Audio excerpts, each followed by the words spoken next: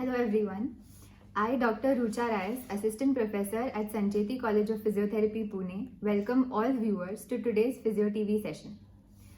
Today's session is on lymphedema, which will be conducted in two parts, today being the introductory session and followed by an elaborate panel discussion. It gives me immense pleasure to introduce our speaker for today, Dr. Sakshee Jain. She has completed her bachelor's followed by master's in cardiopulmonary sciences from Manipal College of Allied Health Sciences. Ma'am has worked in the field of academics, teaching and guiding budding physiotherapists. She is a certified lymphedema therapist from Academy of Lymphatic Studies USA and is the founder of Lymph Breathe Physiotherapy Clinic, which is involved in treating patients with lymphedema and cardiopulmonary problems. Today, Dr. Jain will be speaking on the topic of her expertise, that is lymphedema. I now request ma'am to kindly begin with the session. Hello everyone, I am Sakshee Jain. I am a cardiopulmonary physiotherapist and a certified lymphedema therapist. Today I'm going to speak on lymphedema. So what exactly is lymphedema? So my discussion, I will be covering what exactly is lymphedema. In brief about the lymphatic system, before we know what is lymphedema, we should know that what is lymphatic system, how is lymphedema classified, the stages of lymphedema, and evaluation of lymphedema. So, coming to lymphedema, what exactly is lymphedema? It is an abnormal accumulation of protein and water in the interstitial space. It's a protein rich swelling, it's a progressive disease, and it occurs due to mechanical insufficiency of the lymphatic system. How does it differ from edema? We know we have heard the term of edema or the swelling, but how does it differ from lymphedema? Lymphedema is protein and water, but in edema, it is only accumulation of water. Lymphedema is a disease process, it is a progressive disease process, and edema is a symptom of some pre existing disease. Lymphedema happens because of mechanical insufficiency of the lymphatic system, and dynamic insufficiency of lymphatic system causes edema. Now coming to lymphatic system we have superficial and we have deep lymphatic system. So before talking about lymphatic system, here up in the corner you see a picture here, and then you see this is your artery, red one, blue one is your veins, and in center we have a capillary network, the arterial end and the venous end, and here you see something finger like projections of green color. This is what exactly is your lymphatic system. Lymphatic system is somewhat similar like your cardiovascular system, or we can say our circulatory system, but then it is having a big main difference, which is it's not a closed system. Our lymphatic system is an open system. In circulatory system we have heart which pumps the blood, and the blood returns back to the heart, but in lymphatic system there is no uh, pump like that, and there is no closed system. It is not it's not pumping blood and getting it back, but yes, it is an open system and it is having a finger like projections at the vein at this point. So coming to lymphatic system, superficial and deep lymphatic system. Superficial system is drains your skin and subcutaneous tissue, and basically it is the main system which gets involved into lymphedema. But the deep lymphatic system involves your muscle, tendons, joints, and inner organs. These are get drained by a deep lymphatic system, and deep lymphatic systems usually doesn't get involved into lymphedema. And if you see your lymphatic network, it is all over your superficial system. The areas which where lymphatic system is not present, or where lymphatic system doesn't do the draining work, is your areas where you don't have blood supply, like your hair, dentin of the teeth, your cornea, your eyes, and your nail beds. There are many other places, but then these are few I listed out. So coming to lymphedema, lymphatic system. So exactly what is there in lymphatic system? As a therapist, I need to know all about this. But then I just wanted to share briefly about lymphatic system so that you get a picture. Like lymphedema is there, but why does it develop? What exactly our system in the body is doing?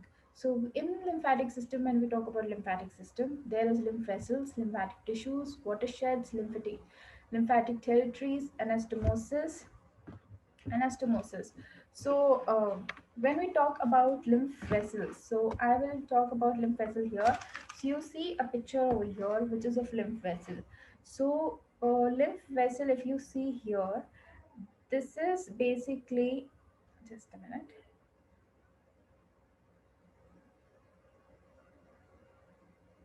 Okay, so lymph vessels here, if you see the upper part, which is here.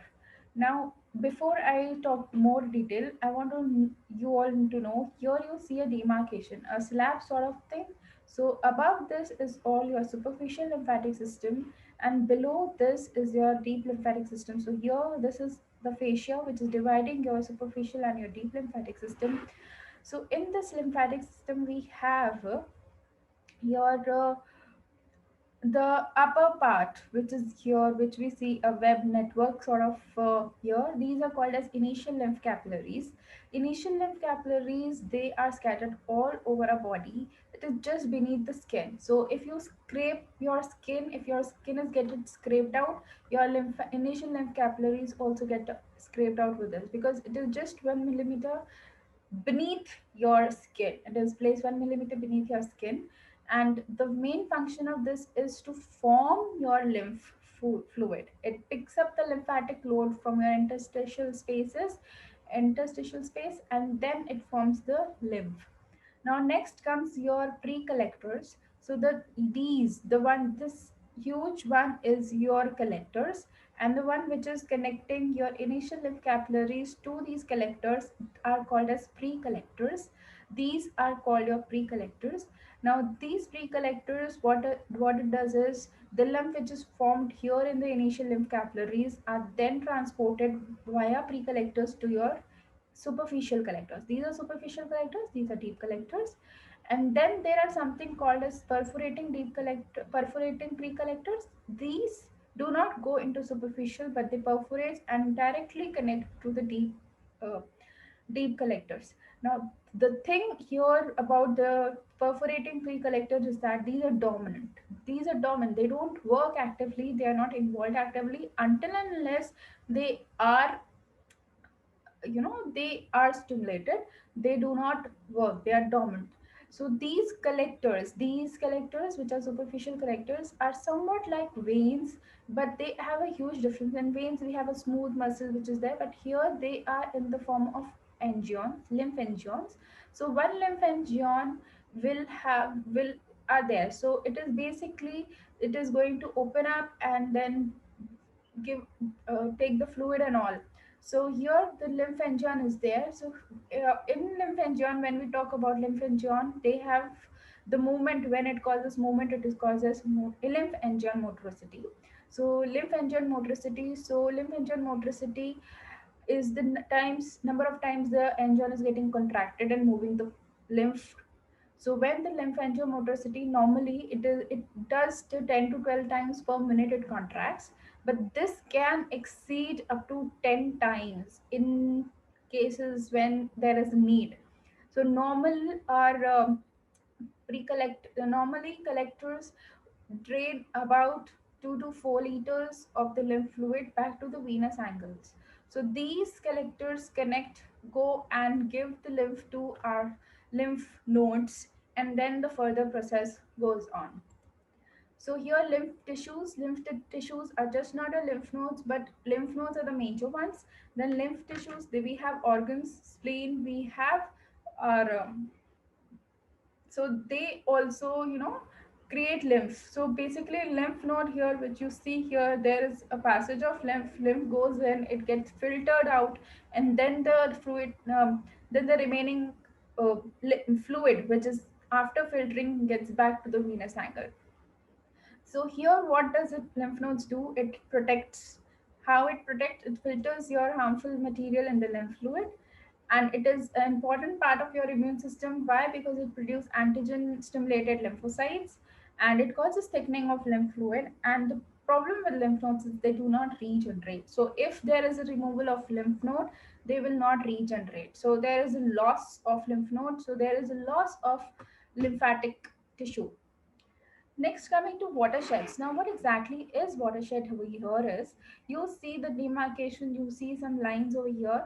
These lines are nothing but watersheds. Now, how watersheds? Now, watershed is something which divides your lymphatic system into territories. So basically, there is sagittal watershed, upper horizontal watershed, lower horizontal watershed, and there is also a gluteal watershed. So they divide your lymphatic territories. So basically, how what it works is, your lymph vessels do not cross the watershed. That is why your right side lymph node will be draining your right side, and your left side lymph node will be draining your left side. And like this, it does happen. It doesn't cross over here. The lymphatic vessels don't cross over the watersheds. But there are few areas where you know they do not cross, but they can pass on the lymph fluid, and those are called as anastomosis. So if you sorry, before going to anastomosis, I'll talk about territories. Now, what exactly is territories? It is the area which has been divided by the watershed. So at the trunk level we call them quadrants, and at the lymph level we call them bundles. So the axillary area, now right side axilla will drain your right quadrant, left axillary area will drain your left quadrant, and likewise. So it is the divide. So it is not that your right is going to drain into your left or left is going to drain into right. That doesn't happen. That only happens with the help of anastomosis. And anastomosis is not present all over.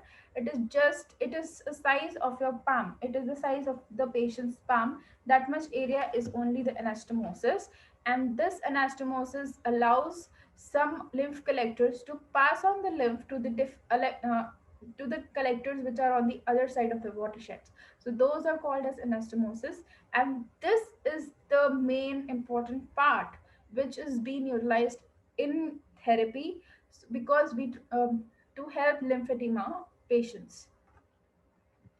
Now, functions of lymphatic system. What exactly lymphatic system do? It forms lymph. How does it form? By absorption of the lymphatic load. Now, this term lymphatic load was given by Foldy. And what exactly is lymphatic load? Lymphatic load is basically your proteins, water, some cell fragments, and large chain fats. So now, why these are getting absorbed in lymphatic system? Why these are getting absorbed? Because as we know, blood vessels, your veins and your arteries are not permeable, but your capillaries are permeable, arterial end as well as the venous end. But when the blood is taken back by the venous end of the capillaries, venous ends, they are very small, they are very tiny, and because of that they fail to pick up the large molecules which are drained, which were given out into the tissues. So those large molecules are then picked up by your lymphatic system and form, and as a lymphatic load, as lymph, they travel back to the venous angle. Now move. Next function is to move your lymph to the regional lymph nodes, and from there it goes to the lymphatic trunk, and finally back to the venous angle. So that is the function of your lymphatic system. So anywhere anything happens can cause lymphedema. Now, factors which determine the lymphatic load, like how much lymphatic load will be there. So there is capillary pressure. So these are to be discussed in detail, but this is beyond the scope of the session today. Capillary permeability. So the capillary permeability is nothing how much permeable the capillary is for the water, for cells, for different molecules. That is capillary permeability. Tissue protein concentration. This is important. This is why it is important, because if protein is not getting drained, as we know, protein loves water. They just love water. So an example of this, if I say, if you soak your beans in the night and in the morning you see all of them swollen up because they love water, but once you squeeze them, the water does not come out. Same way, the protein here, if the concentration of the protein in the tissue is more, then the lymphatic load definitely will be more. Now, number of active capillaries. If the capillary is active, if the blood flow to that region is more, then definitely the lymphatic load will also increase, as the water content will also increase. Now, long chain fats in this diet, if now this is main important, it's not like that everywhere, but yes, in the abdominal area, in your chylus area, these fats are being taken up by the lymphatic system, because long chain fats are not taken up by veins, they are taken up by the lymphatic system. Now, lymph flow. The contributing factors for lymph flow is your lymphatic load. Higher the lymphatic load, your lymph flow will be as per accordingly, and activating the surrounding muscles. Now, this is very important because lymphatic system does not have any pump like circulatory system. Circulatory system, our heart is pumping with good force, with good amount of pressure. So, but in lymphatic system, this is missing. So the surrounding muscles, it is important. If we are contracting our muscles, they play a major role, a good role in lymph flow. Now, rhythmicity of lymph collectors, how they are collecting, how they are moving the lymph into motoricity, it is also dependent on that. Then variation in your intrathoracic and abdominal pressures. As we know, for the venous circulation as well, our abdominal and intrathoracic pressures play a role. Same way, it is playing a role, vital role in the flow of lymphatic system, because the negative pressure when we breathe in cause the suctioning effect and brings the fluid towards the heart.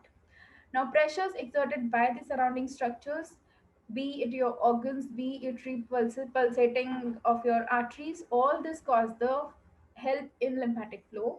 And applied compression. Like if you are having lymphedema, you are wearing a compression garment. The compression which is applied by the garment also helps in contributes in lymph flow. So lymphatic system, if we say, it's a low pressure system. It is not like heart, it's not like circulatory system. Even if you see circulatory system in arteries, the pressure is about 120 by 18 mmHg, but as it goes down to the veins, it reduces it, it drops down.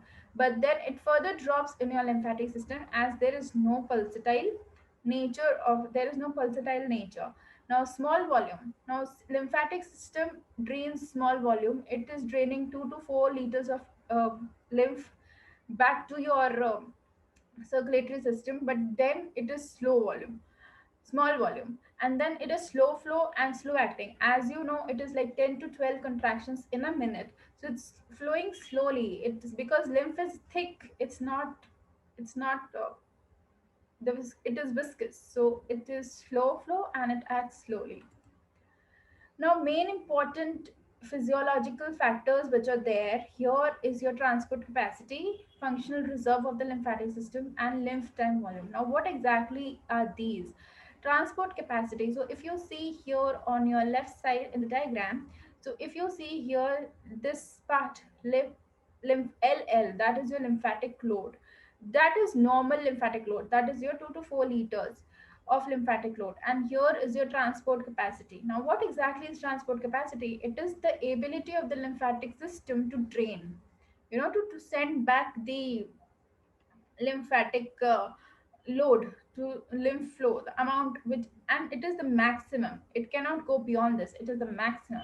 Now, how much it is? So our body system, our lymphatic system can have lymphatic, can transport the lymphatic load which is more than 10 times of the usual. So ours is 2 to 4 liters daily, but then if it increases, it can increase. So that is called as transport capacity. And functional reserve, what exactly is function? We can say it is a backup. Like lymphatic load is so low, but the transport capacity, the more than the lymphatic load, the transport capacity, that is the backup. Like if the lymphatic load increases, the transport capacity has that backup plan to drain off that lymphatic load. So if the situations remain this, there will be no swelling seen. You will not be seeing the swelling, as the lymphatic system is not loaded. Now, lymph time volume, what exactly it is? It is the amount of lymph transported in a unit of time. That is called as lymph time volume. But then, if the lymph time volume increases, which happens during the cases of lymphedema, or even in other cases of swelling, if the lymph time volume increases, that we call as lymphatic safety factor. So coming to the insufficiency, now this is what we were trying to tell in the first slide, which is mechanical insufficiency and dynamic insufficiency. So if you see dynamic insufficiency, this is your transport capacity and your lymphatic load is elevated. Now transport capacity is normal, but the lymph time volume, which is your lymph time volume, has been exceeded its maximum, and the remaining more is called as edema. That is edema. So here what is happening is there is no problem with the lymphatic system, but then it is working, it is work beyond its limit, it is working beyond its limits, it's you utilized to the maximum. That is why. So now dynamic insufficiency is usually not that problem, but then if it is not handled properly or it is chronic, then it can cause load on your lymphatic system, then it can cause mechanical insufficiency in the lymphatic system, and then this dynamic insufficiency can turn into mechanical insufficiency. So now what exactly is happening in mechanical insufficiency? We all have lymphatic load, which is normal, 2 to 4 liters every day is being drained back to the heart, but then that is normal. But then in this, due to some problem, due to malformations of the lymphatic system or due to any mechanical trauma of the lymphatic system, the transport capacity is reduced. It is reduced, and because of that, the normal lymphatic load also is causing a lymphedema. That is the problem here. Why it is caused? Why lymphedema is happening? Because the transport capacity of our lymphatic system is reduced beyond the it's reduced lesser than the lymphatic load, and that is why that lymphatic load is causing lymphedema. There is something called as combined insufficiency. What exactly is combined insufficiency here? Now here there is already a mechanical insufficiency present from before, but then due to some secondary problem, probably you can take a renal problem or a liver problem, the edema increases. You know, there is increased in the what lymphatic load, which causes increase in the lymphedema, lymphatic load. And when the lymphatic load increases, it is causing, definitely lymphedema was there earlier, but then you will see much increase in the lymphatic load. That is called as combined insufficiency, because mechanical insufficiency was there present before, but because of due to secondary reasons, there has been dynamic insufficiency, which is elevation of your lymphatic load, and because of that your lymphatic system is compromised, and in these cases the lymphedema happens very fast, and you will see massive swelling within a day, massive swelling within a day. Coming to lymphedema, now we classify lymphedema into two, your primary and secondary lymphedema. So primary lymphedema basically is because of the malformation of your lymphatic system. I do Either it can happen congenitally, you can see them congenital, the babies are born with lymphedema, or you can even this can even happen before puberty. It can also happen after puberty. It can happen after puberty and at the time of pregnancy. So this is called primary, where there is no secondary cause involved, but there is a malformation of the lymphatic system. Lymphatic system malformation can happen anywhere, whether the lymph nodes are involved or there is malformation of your lymph vessels. So when the involvement of your lymphatic system is there, the for malformations is happening, that is called as primary. And then secondary is because of the secondary causes. It can be because of cancer, radiation therapy, certain chemotherapy drugs, trauma. Your chronic venous insufficiency can also lead to secondary lymphedema. So there are multiple causes which can happen. Now stages of lymphedema. Now what exactly stages of lymphedema here? So it is stage 0, stage 1, stage 2 and stage 3. Since lymphedema is a progressive disease, there are stages. So this stages, if you are not taking care at the stage 0, it can progress to stage 1. Even after stage 1 also, if you do not take care of it or you do not manage it at the stage 1, it can progress to stage 2 and further on to stage 3. So what happens in stage 1 is, Stage 0, basically we call it as latency stage. Latency stage means here you have no increase in the volume, there is no tissue changes, but the normal transport capacity is reduced comparatively to normal human beings. The transport capacity is to the max, but in this transport capacity is reduced, but still the lymphatic system is able to drain off the lymphatic load. That's why they don't develop. But then the malformation has happened. If you have removed only few lymph nodes also, like in breast cancer patients, even if they don't develop lymphedema, we call them at latency stage because there has been malformation which is happening. The lymph nodes have been removed, the lymphatic system has been put in on the mechanical disadvantage. So when the mechanical disadvantage has happened on the lymphatic system, the arm is going to be prone for lymphedema. So we call it latency stage. So that is latent stage. Now stage 1, what happens, we call it as reversible.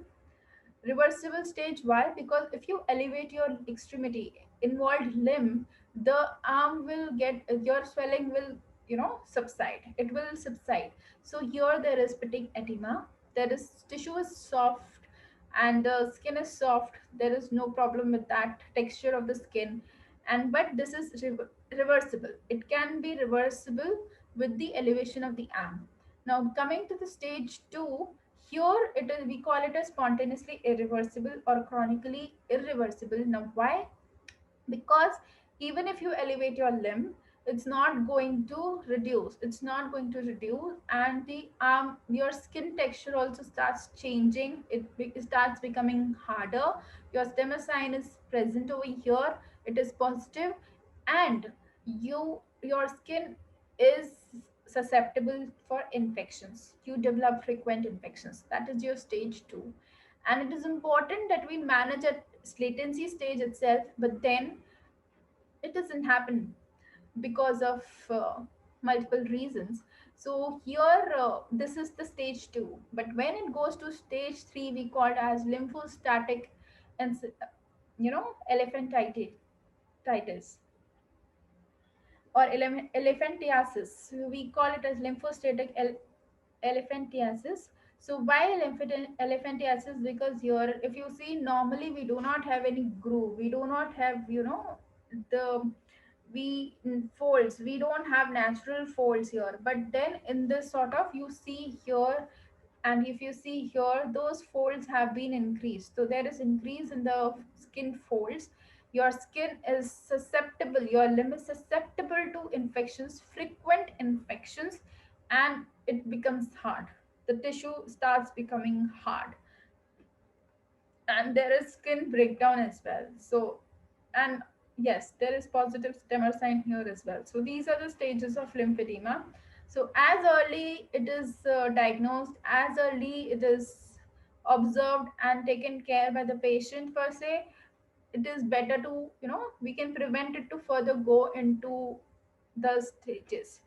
Now it doesn't depend on the size of the limb. Like if you see the size and you say, oh, this is stage 1 or stage 2 or stage 3, no, it doesn't depend on that, on the size, but it depends on all the criterias which I just discussed.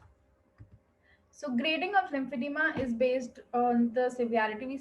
Based on the severity, we grade them, like how much severe it is, whether minimal, moderate, and severe. And this can happen in any stages.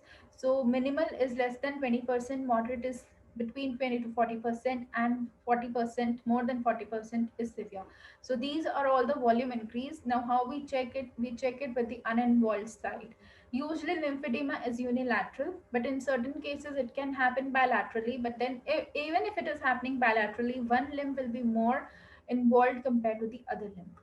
So lymphedema is usually unilateral. Now coming to evaluation of lymphedema, there are many ways to evaluate lymphedema. There are many ways how in clinics we evaluate lymphedema, either by tape measurements or either by volumetric measurements. So here there are circumferential measurements. I usually follow, tape measurements, and then putting into the software and checking out the volume difference. And then there is infrared laser barometry. In this, this is again checking the volume difference. You just keep your extremity, and then at extremity at different levels they check the volume difference. Coming to the bilateral impedance, now this is also being used in big setups to understand the lymphedema, and it is one of the gold standard which is also used to tell yes how, if there is lymphedema in there or not. But this cannot be used in people with metal implants or pacemakers. Diagnostic imaging, now diagnostic imaging, there is something invasive and non-invasive way. So invasive way is your lymphoscintigraphy. It can be direct or indirect lymphography, in which they put the dye and see your lymphatic system. And then there is MRI, there is Doppler venous Doppler studies, there is ultrasonography. All this helps in diagnosing your lymphedema. Coming to, in the end, lymphedema is a progressive disease and it is manageable. It is manageable. So here it is always said that you have to live with lymphedema. Yes, you have to live with lymphedema, but then you should not let lymphedema disturb you, or you should not let lymphedema affects your quality of life. So it is a progressive disease. It's just like other lifestyle disorders. You have maybe you have diabetes, you take medications. Similarly, lymphedema also needs a long time management. So the management we will be covering about, we now know what is lymphedema, but then what can be done for lymphedema, what to do if there is lymphedema. So tune in, because we will be coming live and we will be discussing about lymphedema management and how to go about it soon. Thank you.